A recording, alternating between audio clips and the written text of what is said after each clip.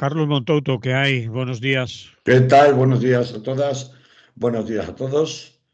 Aquí un martes más pasando frío. Bien, me alegro. ¿Te alegras de que pase frío? Bueno, No, vale. de que sería extraño y sería noticia que pasas calor. A no ser Hombre, que pero yo lo sé, por mí, vamos, tope, no tendría ningún problema en hacer el programa desde una playa del Caribe o de algún sitio calentito. ya, pero no va a ser posible. Va a ser que no, no. Solo sí es sí. El consentimiento en peligro, dices. ¿Tú Oh, crees? y tant, y tant. ¿Crees que se atreverán del PSOE en retirar eso de la ley? Sí es sí. Bueno, pero a ver. Bueno, yo creo que hay que empezar introduciendo un poco el tema, ¿no? Por Porque claro supuesto que de la ley del solo sí es sí hemos hablado que mucho, la, pero es la que gente se lo sabe, pero en fin, introdúcelo. bueno, se lo sabe hasta un punto, ¿no? Pues sí, nos Eh, que hay ya eh, desde hace más de no sé cuánto tiempo, con la ley del sí al sí, las excarcelaciones, las rebajas de penas, el conflicto que ha creado en el gobierno, el que había ya antes de que saliera la ley, que se ha agravado con las rebajas de penas por parte de los tribunales, la salida de presos, etcétera, etcétera, pues se lo explicas, va, que para eso estás. Gracias, Manolo, por hacerme el trabajo, hacer la introducción tú.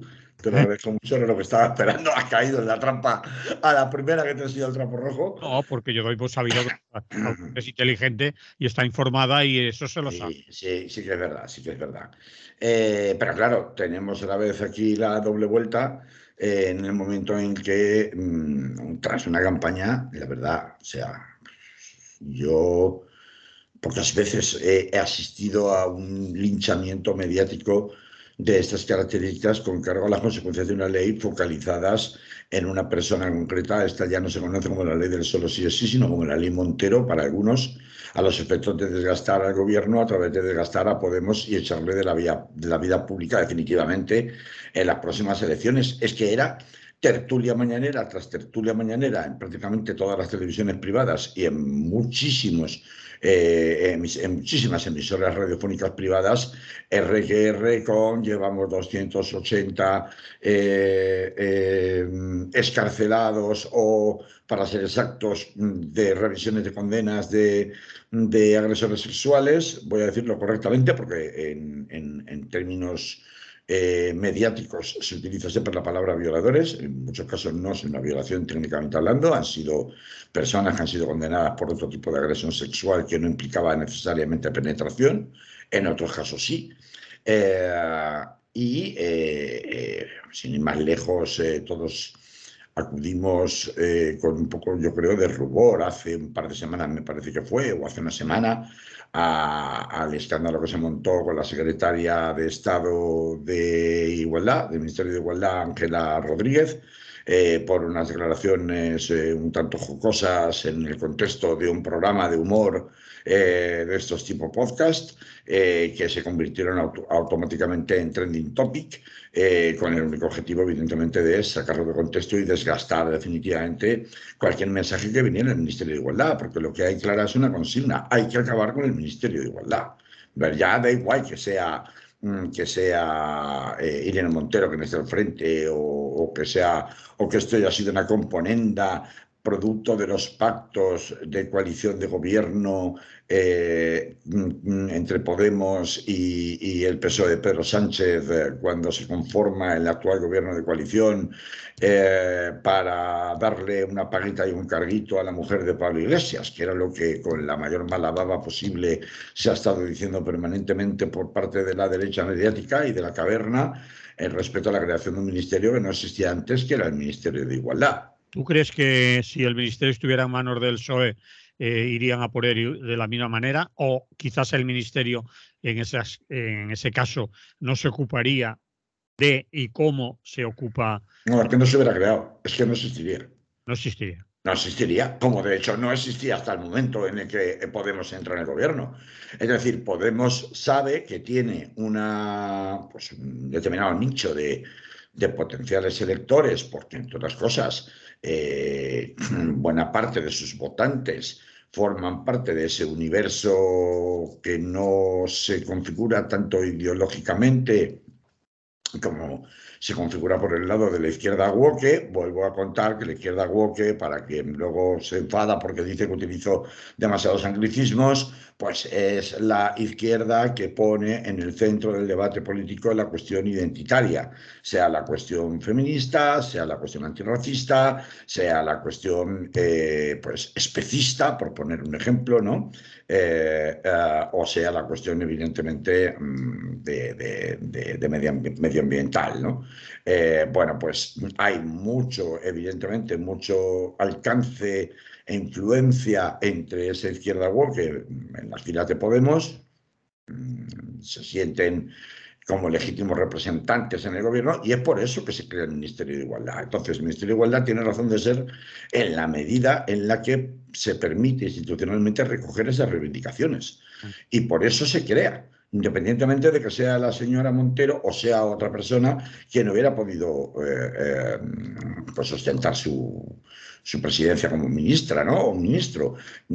Sin Podemos en el gobierno y toda esa izquierda woke detrás, el Ministerio de Igualdad no se hubiera producido. Entonces hay, evidentemente, este tipo de reivindicaciones identitarias levantan ronchas en la derecha clásica e incluso incomodidades en la izquierda clásica, en la izquierda tradicional, que puede representar buena parte de los sectores dentro del PSOE.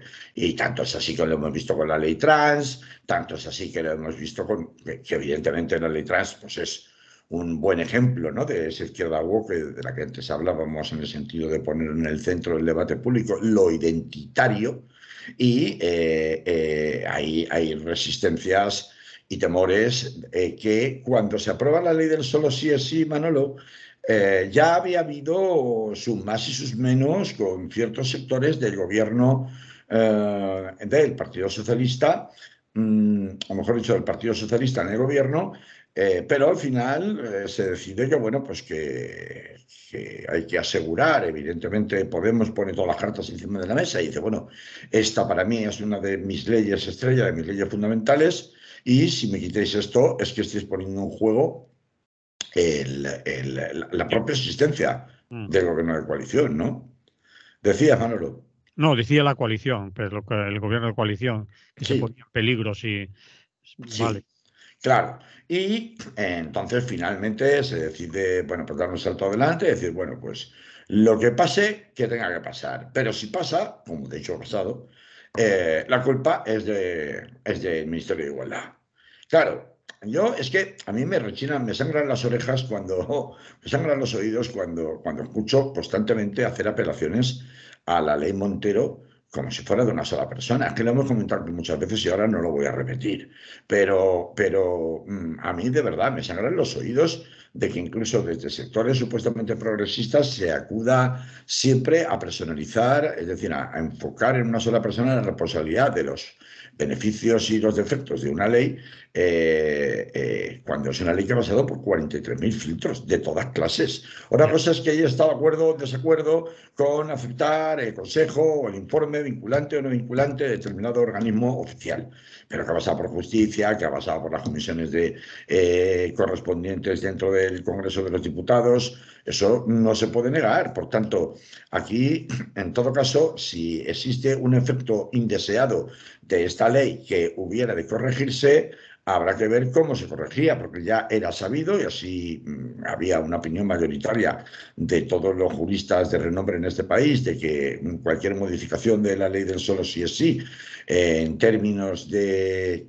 introducir alguna clase de mención sobre el derecho transitorio, es decir, sobre cómo se aplicaba en el tiempo aquellas condenas que ya se hubieran producido con anterioridad, pues iba a caer en saco roto en la medida en la que no cambiaría la posibilidad de que pudieran ser revisadas aquellas sentencias y condenas que hubieran sido producidas en firme con anterioridad a la entrada en vigor de dicha ley. Así que ya de entrada este discurso de vamos a modificar la ley, vamos a tratar de corregirla, pues no, digamos, daba satisfacción a aquellos cuyo principal argumento para criticarla era precisamente el de considerar que esta ley facilitaba, por la disminución del mínimo de las penas que se imponía, esas excarcelaciones en algunos casos y rebajas de condena en otros que se estaban produciendo o que se han producido hasta el número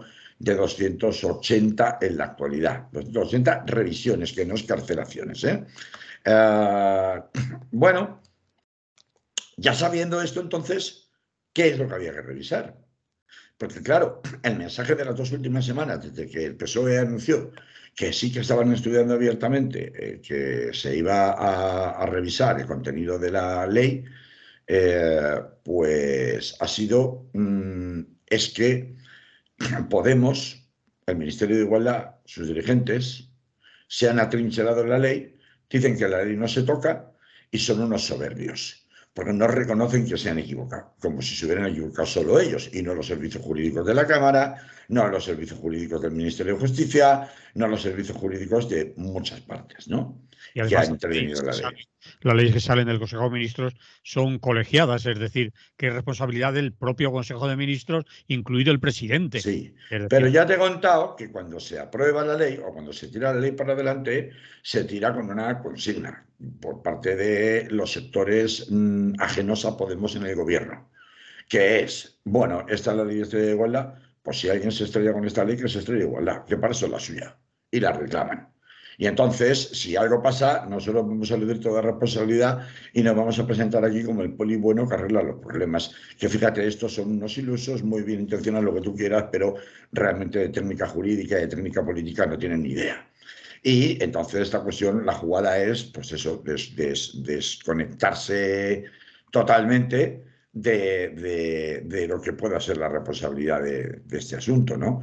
Entonces, bueno, durante 2 semanas, como digo, se hace una campaña en la cual se acusa al Ministerio de Igualdad de ser infranqueable, de no moverse de su posición cerrada en el sentido de no admitir ninguna modificación de la ley y también de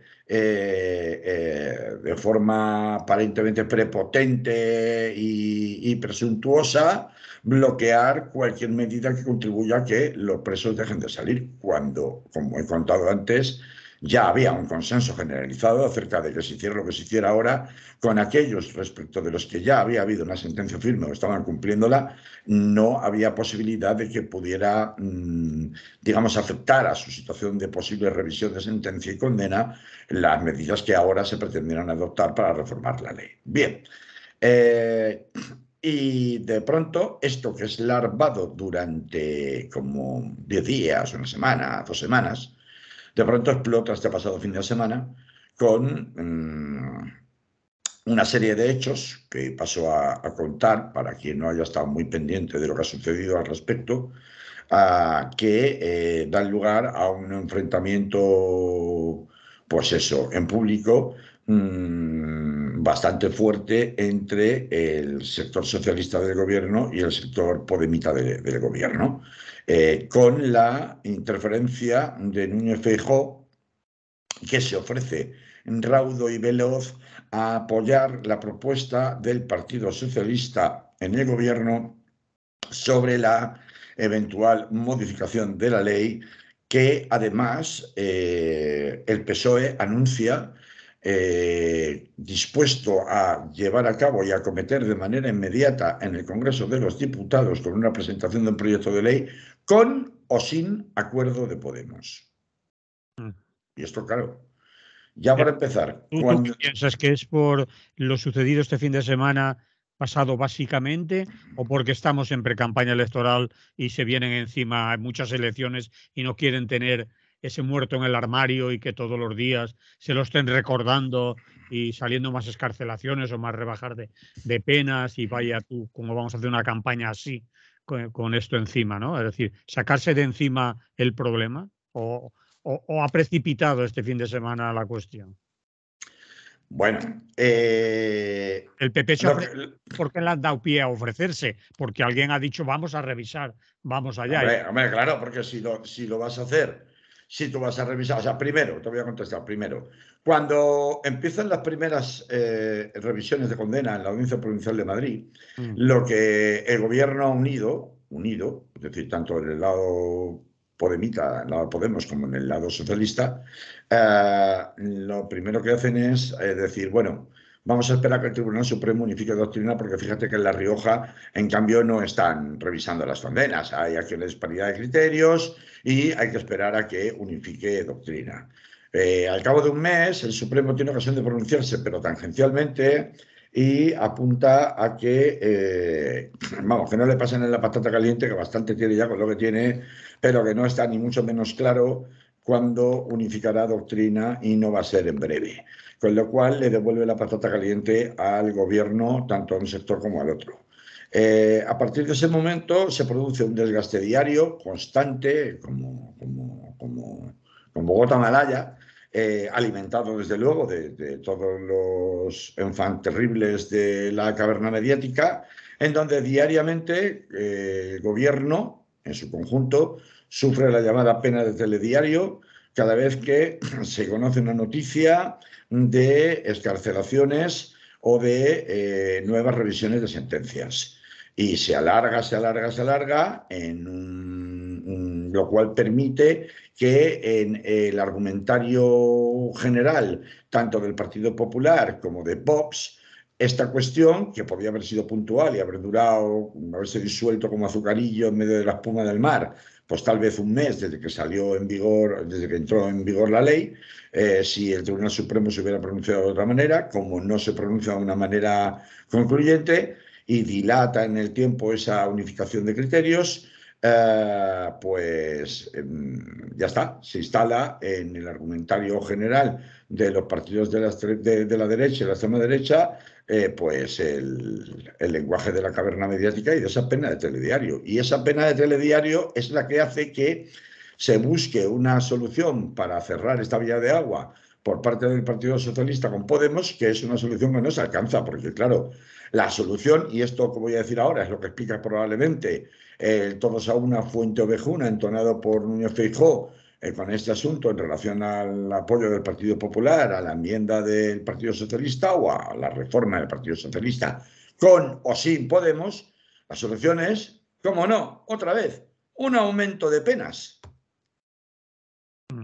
A ver, yo lo del punitivismo por parte del Partido Socialista tocando a retreta, exactamente igual que el Partido Popular de Aznar, tocando a retreta cada vez que los vientos de la opinión pública y las encuestas soplan en una determinada dirección y le acusan de blando, me da grima.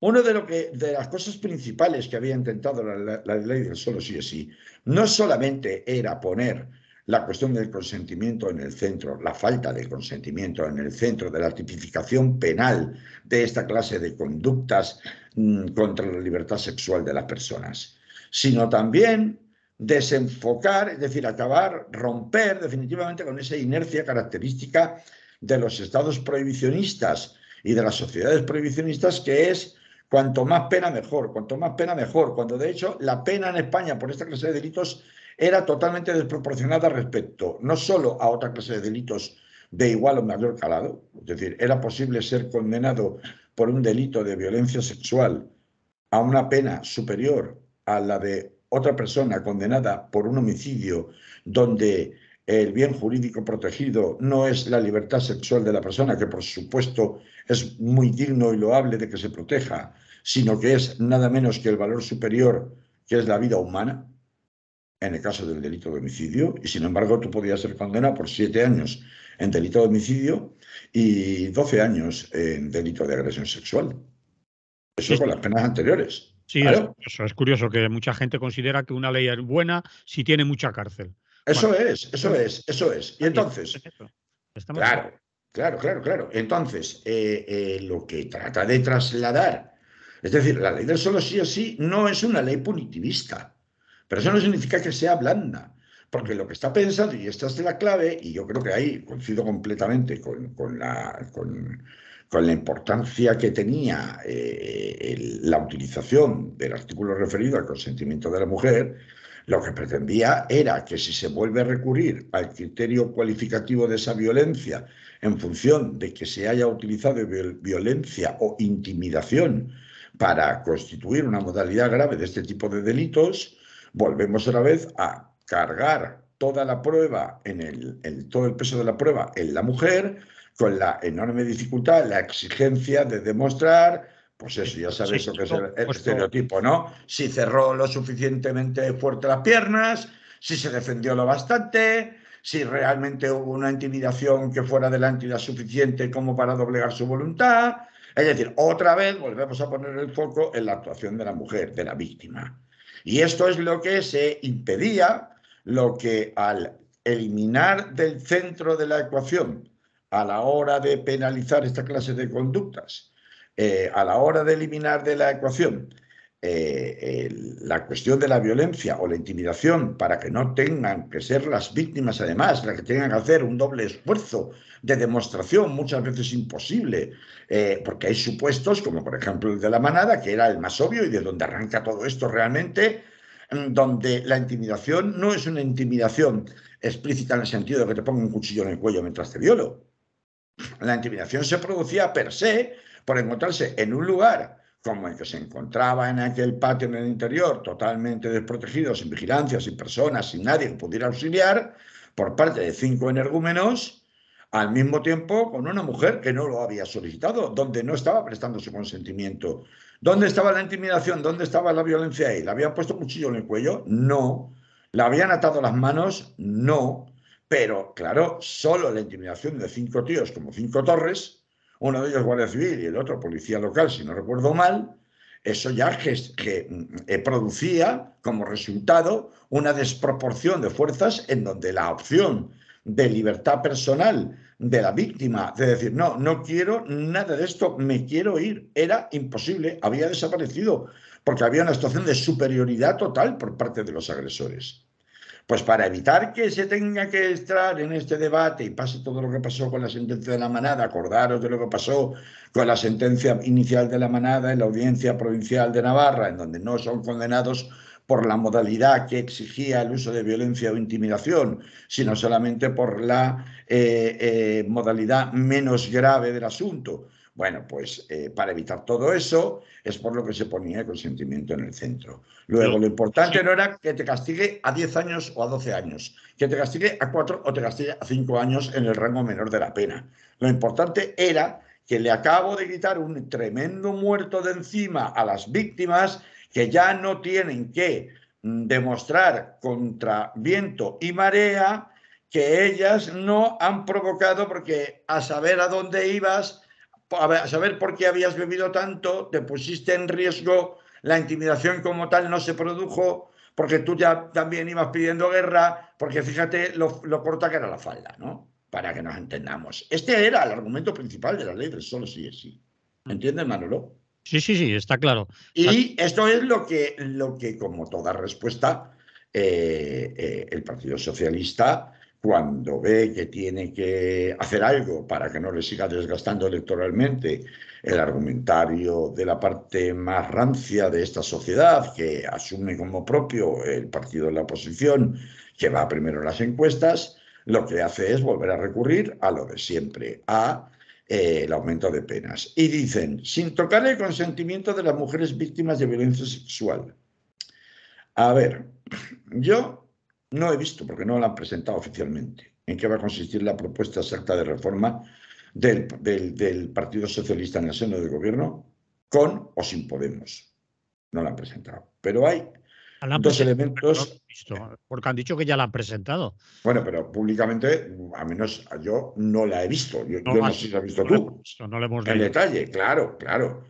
Pero hay dos elementos que a mí me hacen sospechar mucho. El primero, ¿por qué hay una respuesta tan iracunda por parte del Ministerio de Igualdad acusando directamente, y no solo por el Ministerio de Igualdad, incluso yendo mucho más lejos, Echenique carga con todo, con una dureza inusual contra el Partido Socialista, equiparándolos directamente con el Partido Popular y con lo más rancio del machismo español?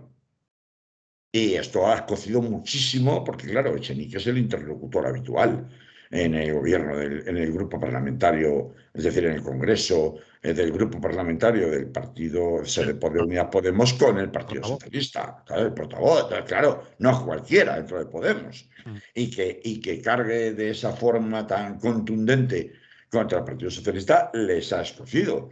Pero es que el otro elemento que evidentemente tiene una enorme trascendencia es el apoyo incondicional ofrecido sin que nadie se le haya pedido por Núñez Feijóo.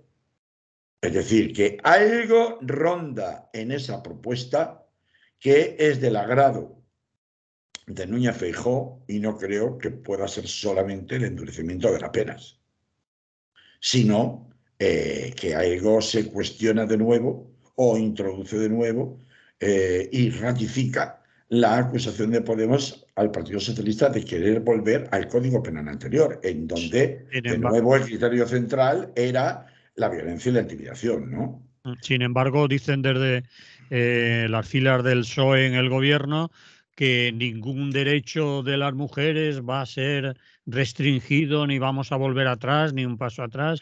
Es decir, que están un poco asegurando que no se va a volver al Código Penal antiguo, es decir, a la antigua. Ya, pero fíjate, yo en esta polémica de la que estamos hablando, que consume mucha energía, pero además porque es con un nivel de manipulación verdaderamente, en fin, soez, hay un elemento más que me hace desconfiar mucho de la posible reforma que puede pretender el Partido Socialista. Y ahí se va a quitar la máscara para mucha gente, en mi opinión, en función de lo que haga, porque rechazan de plano las 10 medidas urgentes propuestas por el Ministerio de Igualdad para proteger a las víctimas de violencia sexual. Es decir, a Podemos le están exigiendo, bueno, pues muévete, haz algo, porque no te puedes seguir quedando amparándote en que la ley no se toca y que es un problema exclusivamente de mala interpretación jurídica por parte de algunos tribunales o de muchos tribunales, como vienes diciendo hasta ahora, porque la realidad es que están saliendo a la calle o se le están acortando las condenas, ¿no? Y entonces formula una propuesta este fin de semana de 10 medidas urgentes para proteger a las víctimas de violencia sexual, que son despachadas de plano por la portavoz del gobierno, evidentemente del entorno del Partido Socialista. Y este despachar de plano, decir no de plano, a mí me parece que ya hay se representa ya una escenificación clara de una ruptura dentro de los dos partidos en coalición en el gobierno, porque va unido con la amenaza de vamos a modificar la ley con o sin Podemos. Y si uno mira esas 10 medidas urgentes propuestas por Igualdad, ve que son bastante razonables desde el punto de vista de proteger a las mujeres. Y a fin de cuentas no es eso de lo que estamos hablando. Sí. Es que con el Código Penal se acaba con los feminicidios en España. No. Se acaba con se ha acabado. ¿Alguien, algún gobierno de algún color, de algún signo, ha conseguido parar la curva permanentemente ascendente desde hace 20 años de asesinatos de mujeres en este país? Luego, entonces, ¿el punitivismo ha dado algún resultado a la hora de bajar la violencia de género? No, está claro. Sin embargo, es en lo que insisten todos, editorialistas, tertulianos, políticos, están R con que más cárcel, más pena. ¡Qué horror! La han rebajado 4 años. ¡Qué barbaridad! Y se centran su argumentación en el punitivismo. En cuanto más cárcel, más bonita la ley. Cuanto más cárcel, más progre. Que es una contradicción importante, ¿eh? Cuanto más... Sin duda ninguna, porque si uno examina las 10 medidas que ha propuesto el Ministerio de Igualdad, vamos a verlas aunque sea muy por encima, sí. Medianamente, pues yo creo que como han sido descartadas de plano por el aparato mediático del Partido Socialista, pues entonces me parece que poco énfasis se va a poner en ellas, pero es que son para leerlas. Porque uno se da cuenta de que no van en la dirección de si pongo más pena o menos pena a los condenados o a los que puedan ser condenados con un efecto disuasorio, sino que van en dirección a decir, bueno, vamos a ver, ¿por qué no está funcionando la protección de las mujeres? ¿Por qué el sistema Biogen no está siendo suficiente? ¿Por qué que yo ponga más pena o menos pena nunca ha servido para nada a la hora de doblegar la curva del feminicidio en España? Y fíjate, ¿qué proponen? ¿Qué proponen? Vamos a verlo, mira. Doblar los juzgados exclusivos de violencia sobre la mujer, ampliando sus competencias a los delitos contra la libertad sexual. Bueno, se supone que los juzgados de violencia sobre la mujer son juzgados especializados Eh, Luego podríamos entrar en el sesgo de los juzgados de violencia sobre la mujer en la práctica y si ese sesgo responde o no responde a una protección integral de la mujer o simplemente es una cuestión del el Me Too y yo te creo, que son cocinas muy bonitas pero que jurídicamente hablando se sostienen muy mal, ¿no? Porque los casos, independientemente de que sean de violencia de género o no, hay que demostrarlos. Y cuando condenas a alguien, tienes que, hay por encima un principio que es el de presunción de inocencia, que no se puede saltar a la torera, así como así, solamente porque denuncia una y el agresor es otro. Es decir, tiene que haber ahí un margen de respeto a las garantías constitucionales de todas las personas. Pero, en todo caso, son juzgados especializados. Lo que se propone es que los delitos contra la libertad sexual también pasen a ser instruidos precisamente por ese juzgado, porque son juzgados especializados de violencia contra la mujer. Luego, refuerzo de la Fiscalía de violencia sobre la mujer y ampliación de sus competencias en las violencias sexuales. Lo mismo que pido de los juzgados, pido de los jueces, que sean órganos especializados los que tramiten todas las causas e instrucciones por tema de violencia sexual o delitos contra la libertad sexual. No me parece mal. En sitios como Valencia o grandes ciudades donde hay juzgados especializados, pues eso no está mal, pero pensemos en pueblos, pensemos en municipios más pequeños, donde todos los juzgados son mixtos de primera instancia de instrucción, que no tienen ninguna preparación, que además tienen una avalancha de asuntos y una cantidad de kilómetros cuadrados que dependen de ellos, que les impiden especializarse en nada en concreto ni darle una atención preferencial a ningún asunto en particular, y que llevan retrasos a veces de meses y no de años en la resolución de los casos que se les presentan, tanto en vía civil como en vía penal. Eso no puede ser. Es decir, no puede ser en temas donde está en juego la libertad sexual de las personas y la violencia sobre la mujer. Si lo que queremos es proteger a las mujeres, ahora si queremos hacer un panfleto para decir yo no soy ningún blando y para duro yo, que yo sí que tengo responsabilidad de Estado, pues entonces nada, vamos a pedirles, yo qué sé, ¿cuánto te gusta? ¿150 años de cárcel? Pues venga, 150 años de cárcel, a ver si con eso conseguimos algo.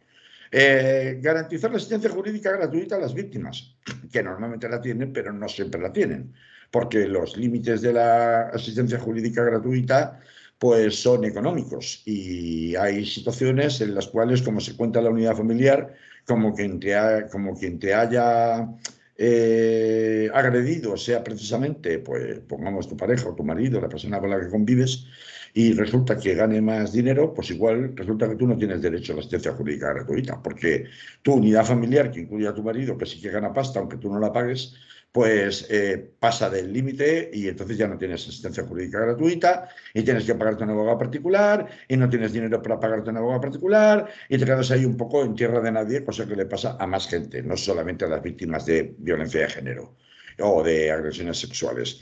La cuarta, inclusión de las víctimas de violencia sexual en el servicio ATEMPRO, que es el Servicio Telefónico de Atención y Protección a las Víctimas de Violencia de Género. Es que es muy curioso, existe un servicio y toda una serie de medidas cautelares para las víctimas de violencia de género, pero no ocurre así para las víctimas de agresiones sexuales. Ejemplo, para que se entienda bien, si me pega mi marido, yo soy una presunta víctima de violencia de género hasta que no haya una condena. Hay una serie de protocolos que se activan de manera inmediata, pero si yo sufro una agresión sexual por parte de un desconocido en los baños de una discoteca, y creo que hay ejemplos en la mente de todo el mundo recientes de famosos, tanto en el mundo del cine como en el mundo del fútbol, ¿no? Que llenan las páginas de sociedad, de periódicos y de televisiones, pues entonces no tengo ningún servicio específico de seguimiento y de atención y protección, ¿no? Eso es lo que se pretende ampliar. Refuerzo de las unidades de valoración forense integral. Esta es otra. Los forenses están generalmente sobresaturados y no disponen en la mayoría de los casos ni siquiera de equipamiento médico necesario para, pues, qué sé yo, sí que recoger una muestra de líquido seminal, por ejemplo, de muestras biológicas, sí que lo podrían hacer, pero tienen que mandar a analizar, se puede perder un tiempo valioso, es decir, se pide reforzar las unidades de valoración forense. Formación especializada en violencia contra las mujeres, todo el personal de la Administración de Justicia e Interior, así como educación y sanidad. Implementación de las ayudas a víctimas de violencias sexuales. No se especifica mucho qué consisten estas ayudas, son de tipo económico. Ya sabemos que uno de los problemas que ha habido es por qué las víctimas de agresiones sexuales tienen que renunciar a la indemnización que les correspondería por la ley, para que no se piense que es que estoy denunciando para sacarme una pasta, ¿no? Para sacarme una paguita a costa de un famoso, por poner un ejemplo, ¿no? Y entonces por eso tienen que renunciar a algo que, con arreglo de la ley, como cualquier víctima que sufre un daño o una lesión, le correspondería. Es decir, si a mí en una pelea me rompen un brazo, el que me ha roto un brazo me tiene que indemnizar por la lesión que me ha causado al romperme el brazo, por ponerme un ejemplo, ¿vale? Creación del Servicio de Atención Psicológica y Psiquiátrica Especializada en Violencia Sexual en el Sistema Nacional de Salud para la completa recuperación de las víctimas a largo plazo. Bueno, esto es que no deberían ni tener que decirse. Vamos a ver. Sí, Pero el gran problema que, vamos a ver, una persona que tiene un shock postraumático tan grande como el que te puede provocar una violación, ¿cómo no va a tener la necesidad de tener una atención psicológica y psiquiátrica especializada? Sin embargo, eso choca frontalmente con las carencias de nuestro Sistema Nacional de Salud en materia de salud mental. Claro, pero vamos a ver, sí, igual te doy una cita con el psiquiatra para dentro de un año, como un célebre caso de un chico en situación de riesgo inminente de suicidio, ¿no? Que saltó a los medios hace una semana, ¿no? O sea, que es un ejemplo real que estoy poniendo. Vamos a ver, ¿cómo te voy a dar cita para dentro de un año? Sí. Pues pero esta es la situación media Sí. de nuestro Sistema Nacional de Salud en materia de salud mental. Entonces, ¿que hace falta un servicio de atención psicológica y psiquiátrica para las víctimas de agresiones sexuales? Obvio que se necesita. Que eso choca frontalmente y que no tendría ni que decirse, pero que es necesario reivindicarlo porque el Sistema Nacional de Salud está en mantillas literalmente en materia de salud mental por falta de inversión, obvio también. En que no, bueno, luego ya quedan par más el incremento del número de agentes que el Ministerio del Interior dedica de forma exclusiva a la protección de las mujeres que sufren violencia de género, ampliándole también a las competencias a los delitos contra la libertad sexual y la implementación de puntos violeta. Entonces sabéis que los puntos violetas son estos puntos en donde una persona que sospeche que, o que haya sufrido algún tipo de violencia sexual, o cualquier testigo que haya tenido conocimiento puede acudir para ser informado e inmediatamente activar los protocolos policiales relacionados con estos temas. Bueno, pues eso se pide la implementación de puntos violeta en todas las dependencias e instalaciones públicas que refuercen los servicios de atención e información a todas las víctimas. Resumiendo, Manolo, de todo lo que he leído, y resumiendo, audiencia, de todo lo que he leído, ¿qué tiene esto que ver con castigar más en lugar de con prevenir más y por tanto evitar más? Educar más desde, bueno, sí, ya lo que se ha dicho siempre. Vamos a ver, esto, vamos a ver, son todo medidas en materia preventiva, principalmente, que eviten que las mujeres sigan siendo víctimas permanentes de toda clase de agresión sexual o de delitos contra su libertad sexual en todos los órdenes y no solo en el ámbito de la violencia de género. En el sentido de violencia de género producida por aquellas personas de tu entorno familiar, ¿no? Entonces, esto es un discurso que el PSOE se permite rechazar frontalmente. ¿Tú te crees? Claro, todo esto hace falta pasta. Sí, está claro. En todo esto hace falta invertir. ¿Tú has visto En todo esto hace falta... ¿Has visto debates sobre esos 10 puntos? ¿Has visto tertulias sobre esos 10 puntos? ¿Has visto análisis sobre esos 10 puntos en los medios en general? No. No, el debate es la ley salido... Montero escarcela a la gente y no es un debate solo de las televisiones. Es un rum rum, es un raca continuo. Vamos a ver, tú pasas por cualquier terraza, cualquier mañana de cualquier bar y lo escuchas en la calle, ¿eh? O sea, es un discurso que cala. Sí. Es un discurso que cala. Y es un discurso totalmente falso, totalmente manipulado, en donde lo más que sus socios de gobierno, es decir, el Partido Socialista, hacen es hablar de efectos indeseados de la ley. O sea, bueno, es que los chiquillos, como son nuevos, pues cometen errores, pero ya estamos aquí nosotros para corregirlo. Bueno, pero a mí lo que me importa es, ¿y qué es lo que vas a corregir? ¿Vas a impedir que salgan con eso? Vamos a ver, ¿vas a cortar los efectos indeseados de la ley? No, porque no puedes. Y entonces, ¿qué es lo que exactamente vas a hacer? ¿Volver a lo que teníamos antes para volver otra vez a pasarle el marrón a las víctimas? No, no, eso no lo voy a hacer, que yo no voy a tocar lo de consentimiento. No, no vas a tocar lo de consentimiento, pero vas a volver a la práctica punitiva de siempre, punitivista de siempre, de subir penas al olor de al olor de la tostada, al calor de la opinión pública, que es una opinión pública claramente teledirigida. En definitiva, que estás reconociendo que esa es la única solución madura, adulta y de Estado en funciones de gobierno, que es justamente el discurso de la derecha, de la extrema derecha, de la cadena mediática y del Partido Popular, que por eso raudo y veloz se suma a la propuesta o al cambio de giro, para luego acusar a Pedro Sánchez de tantas veces metes la pata, eres un veleta y luego acabas haciendo lo que nosotros ya te habíamos dicho que tenías que decir. Así que españoles, aprender para votar a este que es un veleta y mete la pata, y fíjate las cosas que hace, y fíjate con la gente con la que se va, vete conmigo que soy el pata negra genuino, ¿no? En las próximas elecciones. Y este es el discurso. Y este es el discurso. De todas estas medidas, ni mu. Claro. Sí, sí, está claro. Es decir, que es lo que te preguntaba yo, o que era una pregunta retórica. ¿Alguien ha visto un debate sobre esas medidas, una por una, o las más importantes? ¿Cuántos de los predicadores de televisión y radio se han leído la ley y se la sabrían? ¿Y qué cosas, como hemos nombrado, qué cosas importantes de la ley pues protegen a la mujer, la defienden y van en su ayuda? ¿Cuántas? ¿En qué artículos están? ¿Qué contiene la ley? Solo se sabe lo de la excarcelación, rebaja de penas, y lo vuelvo a decir, pero esa es la triste realidad. Si no, nuestra audiencia, que ahora nos pueden estar escuchando, que ellas y ellos mismos reflexionen en general cuántos de ellos, de nosotros mismos, conocemos la ley y sabemos los artículos y todo esto que has contado, en qué puntos... Y ya contamos, porque yo te recuerdo que tuvimos aquí una edición del Es lo que hay del martes cuando salió la ley, en la que estuvimos contando incluso el contenido literal de los informes del Consejo General del Poder Judicial, al respecto de esos artículos que no decían lo que luego se decía que había dicho el Consejo General del Poder Judicial. Y lo leímos literalmente aquí, es más, lo mostramos en pantalla en la transmisión por redes sociales del programa. O sea, quiero decir que esto es el...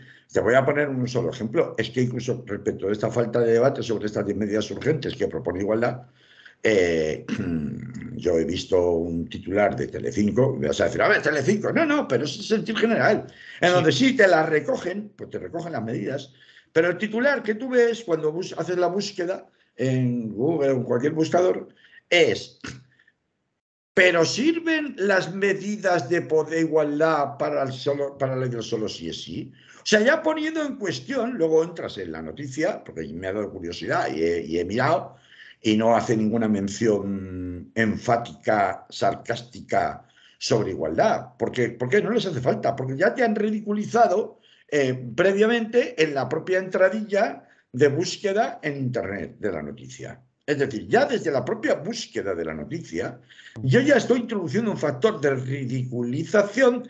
Digo, bueno, ahora me vienes tú con unas medidas, a ver si tienes tú que con eso vas a solucionar algo, y subiendo la pena vas a solucionar exactamente qué, porque ya hemos visto que llevamos lo que llevamos del siglo XXI, desde la entrada en vigor en el año 2004 de la Ley de Violencia de Género, y no ha habido gobierno que haya sido capaz de poner el cascabel al gato de los feminicidios en España.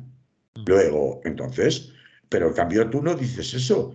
Tú dices, vas a decir Telecinco o quien sea, me da igual. ¿Sirve para algo o va a servir para algo la subida de penas que pretende o proyecta el Partido Socialista en compañía del Partido Popular? ¿A que no lo dicen? No, porque su Claro, argumentación mayor es esa, y su petición y su argumento claro. para poner a parir a Podemos y concretamente al Ministerio de Igualdad ha sido precisamente la rebaja de penas. Ellos no... A mí que sea el ministerio, que sea Podemos, que sea el Ministerio de Igualdad, como sea el Susun Corda, ojalá lo hiciera el Partido Popular. O Significaría que estaríamos en una sociedad completamente diferente de la que estamos. A mí lo que me importa no es quién lo hace, sino qué se hace. Y eso es lo que debería importar desde el punto de vista de una protección integral y de una protección eficaz de las víctimas. De este colectivo, el colectivo de mujeres, como de otros colectivos que se encuentran en situación vulnerable tristemente en este país, no solo las mujeres. Pero bueno, ya que estamos hablando de las mujeres, pues hablemos de las mujeres. Y eso es lo que estamos haciendo hoy. Pero el grado de manipulación, incluso burda en muchos casos, tristemente es un grado que manipula, que llega a tal alcance que con esa gota malaya permanente todos los días, pues tenemos ese problema, que no somos capaces como pueblo, como sociedad, en una buena parte, en amplísimas capas de la población, de salirnos de esa inercia del castiga, castiga, mata, mata, mata, ¿no? Es decir, salen los peores instintos y los políticos oportunistas, incluidos los de la izquierdita cobarde del Partido Socialista, pues lo aprovechan. Bien, vamos a dejarlo aquí porque nos quedarían como mucho, 10 Sí. minutos para el siguiente tema. Nos hemos alargado mucho con este, valía la pena, vale la pena, y vamos a hablar de otro que tampoco se queda más abajo de lo que nos interese. De Algeciras a Níjar, el mapa de la hipocresía racista. Mide los tiempos, por favor. Agüita, mido los tiempos. Bueno, ya que estamos hablando de tratamientos mediáticos y tratamientos políticos, de cuestiones que son de la máxima, no solo actualidad, sino de la máxima importancia a la hora de preservar una convivencia pacífica en este país, pues creo que tenemos que hablar, una vez más tristemente, de un fenómeno horroroso que es el de la islamofobia rampante que en este país aparece en cuanto se le da oportunidad. Todos sabemos qué ha pasado en Algeciras, ¿no? Sí. Todos sabemos que hasta el ministro Marlaska se ha ido allí a considerar que, una vez más, pues tenemos un problema, parece ser, de amenaza yihadista inminente. Yo tengo que decir sobre el tema de Algeciras, y aparte de lo que ya sabe de que precisamente ha sido la Iglesia Católica la que ha puesto la mayor cordura posible en un primer momento para parar los pies a los discursos incendiarios y extremistas de gente como Vox, hablando de que, bueno, pues ya teníamos aquí a los musulmanes y que nos iban a cortar el cuello, violar a nuestras mujeres, todas estas cosas. Pero no lo han dicho así, lo estoy diciendo sarcásticamente, pero en esa línea que ya imaginamos todos, ¿no? De Roberto Alcázar y Pedrín y esas nostalgias de otros tiempos, donde el musulmán era el malo. Y bueno, pues la Iglesia Católica salió inmediatamente, el arzobispo de Algeciras salió inmediatamente a parar los pies a esa clase de discursos atrabiliarios. Me parece Pues que al señor Núñez Feijóo no le ha valido de mucho, porque... ahí va yo ahora, ahí va yo, Ah, ahí va yo. ah, Claro, porque, claro, luego Núñez Feijóo, en Mendalla, ¿cómo es eso? En Mendalla, pero no tal, bueno, no me acuerdo ahora cómo es el dicho. Supuestamente trata de salirse de ese discurso y acaba empeorándolo porque lo que acaba diciendo es que, bueno, pues, ¿conoce usted a algún caso en el cual por convicciones cristianas los cristianos vayan matando por ahí a gente de otras confesiones religiosas? En cambio, sí hay un problema con los musulmanes en el mundo a través del yihadismo islámico. Y, hombre, vamos a ver, si nos ponemos a buscar casos, sí que hay, como se han encargado de recordarles rápidamente en algunos medios de comunicación. El caso de Nueva Zelanda, que fue un caso del 2013, me parece recordar, o 2011, en donde un ultracristiano se cargó a 59 musulmanes en una mezquita, por poner un ejemplo. Pero es lo de menos, es que esto no es contar más, contar menos.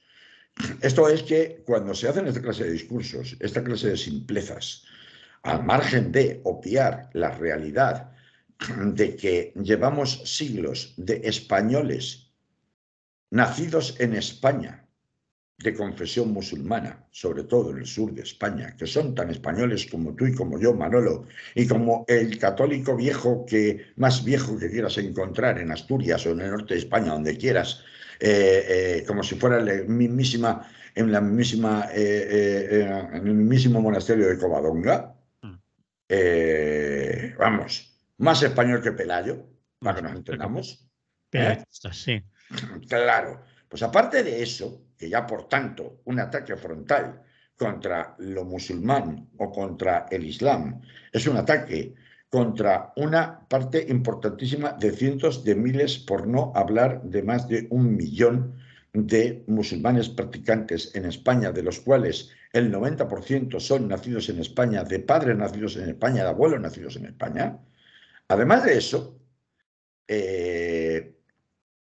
claro, lo que no se dice respecto del terrorismo islámico es, y no lo dice el señor Núñez Feijóo, ni lo dice ninguno de sus voceros habituales, es que son los musulmanes quienes más han sufrido las consecuencias de las acciones nefastas de los talibanes y de los yihadistas musulmanes. Vamos a ver, son los propios musulmanes que vayan a explicarle a las mujeres en Irán o a las mujeres en Afganistán que no pueden entrar a la universidad, que no tienen derecho a educación, que no pueden entrar a un hospital, que no tienen ningún futuro, como no sea su casa, a ver si no son ellas las principales víctimas de esa clase de extremismo religioso. No los europeos, no los cristianos. ¿Y quién ha financiado a los talibanes? ¿Quién ha dado entrenamiento y armamento a los talibanes y a los yihadistas islámicos? ¿Quién? Ah, qué casualidad. Si ha sido el occidente cristiano. De eso tampoco hablamos, ¿no? Cuando resulta que sale un tío, sea lobo solitario o no, que si se hubiera llamado Paco en vez de ¿cómo se llamaba? Yanín, ¿no? No recuerdo, no, pero sí, claro, si se hubiera llamado Paco y hubiera sido cristiano, hubiéramos dicho que estaba loco, ¿no? Sí, enfermo mental, sí. Claro, un enfermo mental, como aquel alemán que se cargó directamente un vuelo de Lufthansa, ¿no? Sí, sí, sí. Es que estaba loco. Pero cuando es un musulmán, entonces esto es el radicalismo islámico, esto es el yihadismo. Y tiene que ir el señor ministro del Interior a hacer el paripé de aparentar que estamos ante un problema de peligro real e inminente islámico. Fíjate, Manolo, cómo será la cosa, que la policía lleva tratando de conectar y no ha tenido manera de conectar, porque la Audiencia Nacional a lo largo de los años ha ido desarrollando una doctrina constante para determinar cuándo realmente podemos hablar de un problema de yihadismo islámico y cuándo realmente no estamos hablando de yihadismo islámico, por mucho que el autor de los hechos pueda ser un musulmán. Y por tanto, la agravante de terrorismo islámico no se pueda aplicar. Y la Audiencia Nacional ha establecido reiteradamente que para que podamos hablar de terrorismo islámico tiene que haber 2 requisitos. Un requisito es que tiene que haber una conexión directa con alguna otra persona que ya estuviera introducida en alguna organización como tal reconocida en materia de terrorismo islámico. Es decir, alguien que te adoctrine, que te sugiera planes, en definitiva, que tú seas en tu devenir y accionar homicida, tú seas un instrumento, un desarrollo de una organización o de un plan previamente elaborado con más personas. Esto es uno de los requisitos que la policía de momento no consigue en Algeciras probar para poder vender, como pretenderían, que este ha sido un atentado de yihadismo islámico terrorista. Y no un tío trastornado que sí se ha radicalizado muy rápidamente, todavía no se sabe cómo, y esa radicalización es la que ha dado lugar a los asesinatos que ha cometido, que no dejan de ser más graves o menos graves por el hecho de que perteneciera a una célula de terrorismo islámico o no perteneciera a tal célula y fuera sencillamente un descerebrado. No dejan de ser menos graves, las víctimas sufren igual y los familiares de las víctimas sufren igual su ausencia, está claro, pero hay un interés político cada vez que sucede esto en establecer una criminalización de los musulmanes en España y, Bueno, cuando un musulmán, todavía en las televisiones estos días hemos estado oyendo que cuando un musulmán mata a un cristiano tiene recompensa y se va al cielo y hay ríos y huríes y todas las tonteras y todas las clichés característicos de las mil y una noches que utilizan los cristianos para referirse a los mártires suicidas árabes, ¿no? O musulmanes, mejor dicho. Esto es el tratamiento totalmente falsario y nauseabundo que sistemáticamente tenemos que aguantar de islamofobia cada vez que hay un islamista o una persona de confesión musulmana implicada en un asesinato o implicada en un asesinato que pueda tener alguna conexión con la religión.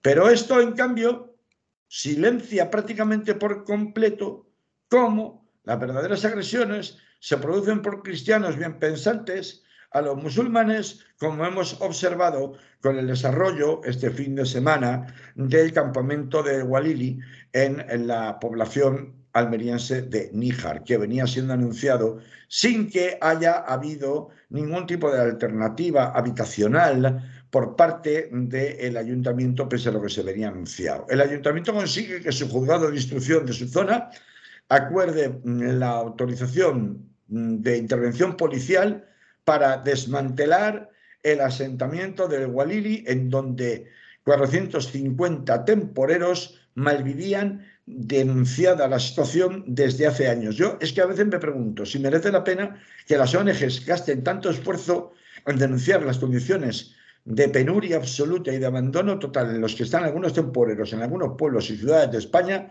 porque luego lo que ocurre es exactamente lo que ha ocurrido en Níjar, lo que ha ocurrido en El Ejido, lo que ha ocurrido en Badalona y lo que podría ocurrir también en Benimaclet, que es que en lugar de solucionar el problema, las administraciones reaccionan desmantelando y dejando todavía en peores condiciones aún a las víctimas de estos casos de maltrato y desamparo institucional y estructural que son los temporeros. Pero se aprovecha para trabajar en el campo por salarios de miseria, ¿eh? Claro, por eso, esos señores no están ahí por gusto.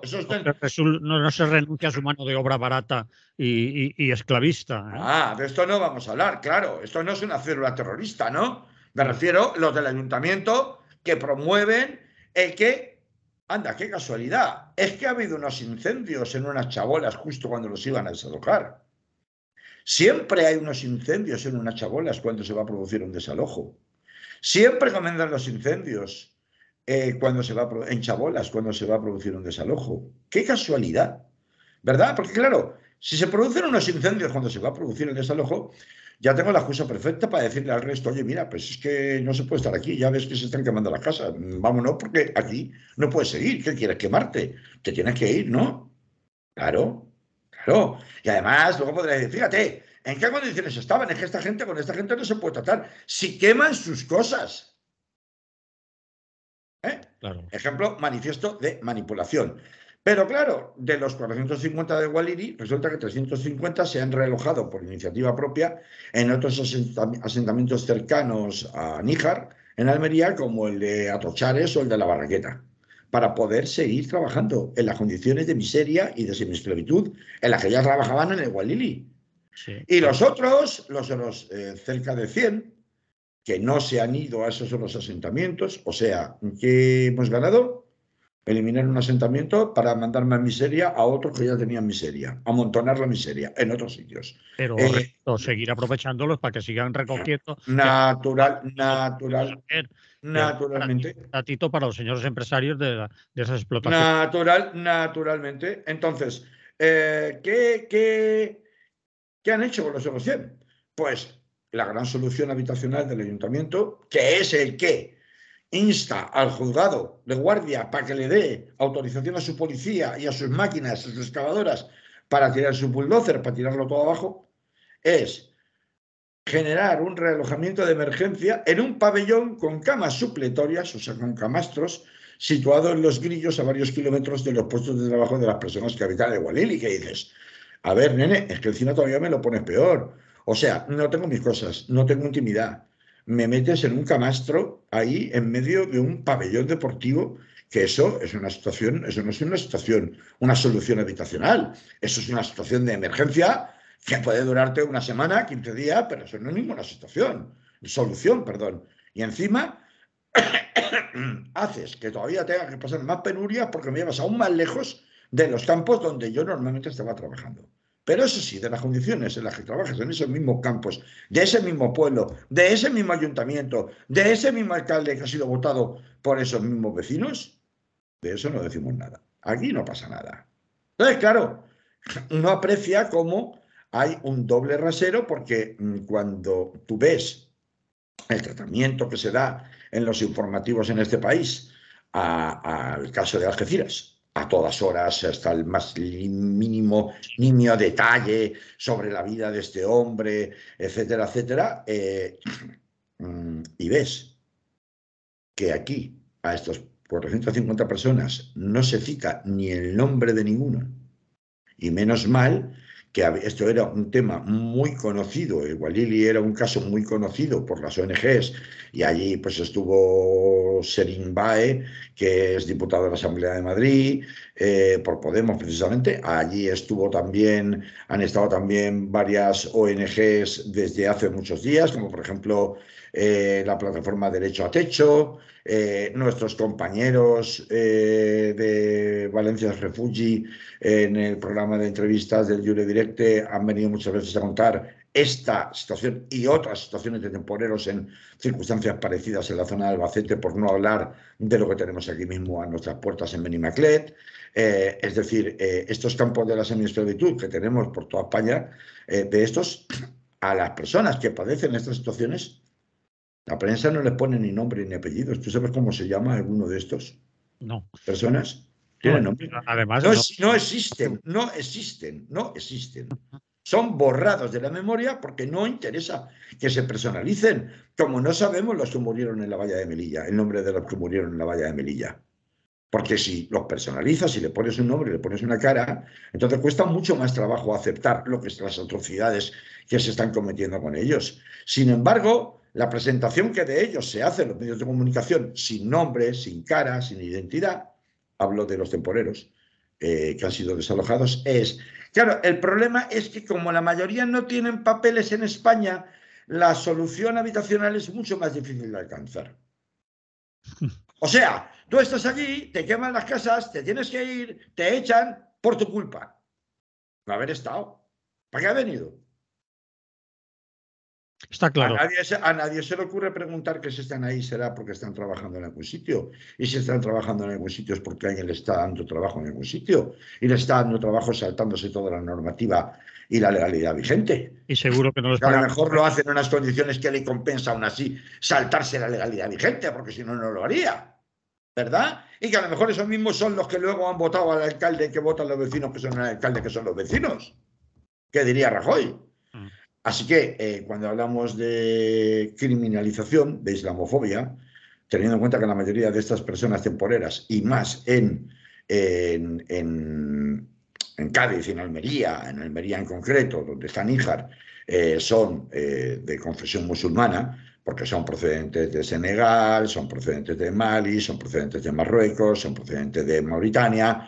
Entonces, pues por obvias razones, volvemos a asistir al doble juego, a esta especie de mapa de la ignominia hipócrita y racista que tenemos en España y que en este mismo único fin de semana como muestra, pues nos lleva desde Algeciras hasta Níjar sin despeinarnos. Bien, Carlos, dicho queda. Lo dejamos aquí porque nos hemos pasado muchísimo. Bueno, pues nada, te van a echar de la radio porque te pasas todos los días con nosotros, entonces pues te van a acabar echando. A ver si es verdad. Y te jubilan ya, ¿no? Me jubilan y me indemnizan porque me cobran una pasta, ¿eh? Una pasta casa. Bueno, y a mí en pagas extra no veas, o sea que... Imagínate tú. Bien. Bueno, guapo, pues nada, querida audiencia, hasta la semana que viene, un poquito más. Vale. Un abrazo, salud.